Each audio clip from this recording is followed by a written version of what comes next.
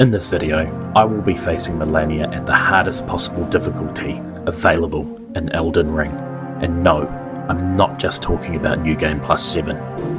What I am talking about is something I've mentioned a couple of times on this channel already, and that is the use of summons to increase the boss's stats to make them more difficult.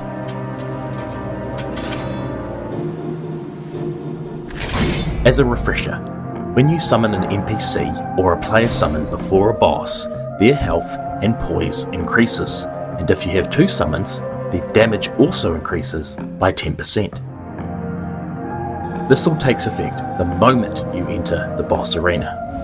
However, you can still keep this difficulty increase while facing the boss solo. Simply use the finger severer the moment you enter the fog gate and send the player or NPC home. Then you can fight the boss solo with the increased difficulty. So for this challenge against Malenia, I will be facing her on New Game Plus 7 and using two player summons that I send home, giving her the highest difficulty that is available in the base game. And I'll be doing all this without getting hit once. Before I break down what I'll be using for this challenge, let's look at the numbers, just to see the difference in difficulty. First, let's look at Malenia's stats on a fresh playthrough, also known as New Game.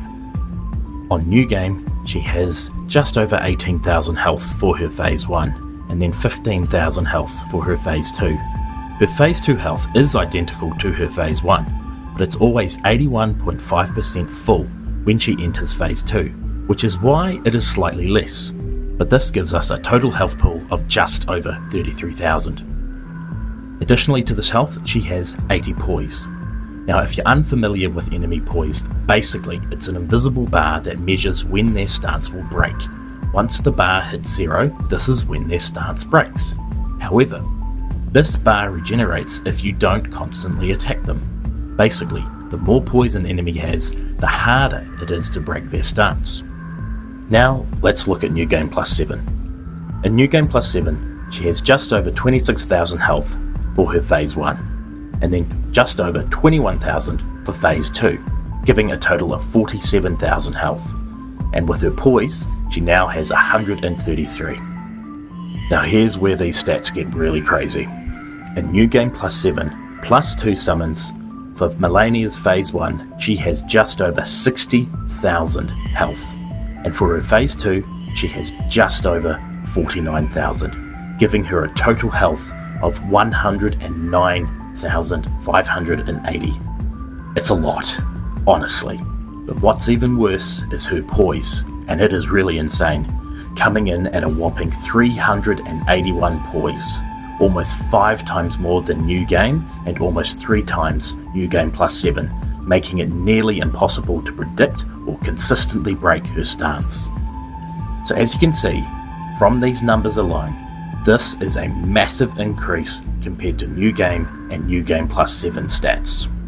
It's also worth noting Malenia's defense and resistance stats are also increased on New Game Plus 7, which you can see here in this table. Her attack damage is also more, however I don't have the numbers on that unfortunately, and as I'll be no-hitting her, it honestly doesn't really matter. Now before I break down what I'll be using, I just want to give a quick shout out to BD Brian. All the stats used in this breakdown was from their comprehensive Malenia guide, which I've linked in the description. It is probably the most detailed text guide on the internet about how to defeat Malenia. BD Brian is honestly one of the best Souls players I've ever seen on this platform. He was the first in the world to beat Malenia with bare fists, so please feel free to check out his channel as his skill is absolutely insane. Now for the build, I'm not actually using one, as unfortunately the only New Game Plus 7 save I have is with this level 500 character, so these will be the stats I'll be using for this fight. For the equipment setup, we have a quality Shamshir with Spinning Slash, and if you're familiar with the channel, you'll already know it's my favourite weapon in the game. Now the talisman setup is for 3 things: constant attacking buffs, increasing Ash of War damage, and also to give us more iframes while we dodge. The only consumable buff we'll be using is our Physic, which has an additional constant attacking buff, and for stamina regeneration. And that's it. Honestly, despite the high character level, this was very intense and one of the harder challenges I've done in a while. Anyway, hopefully you learnt something new today, and I do hope you enjoy this fight.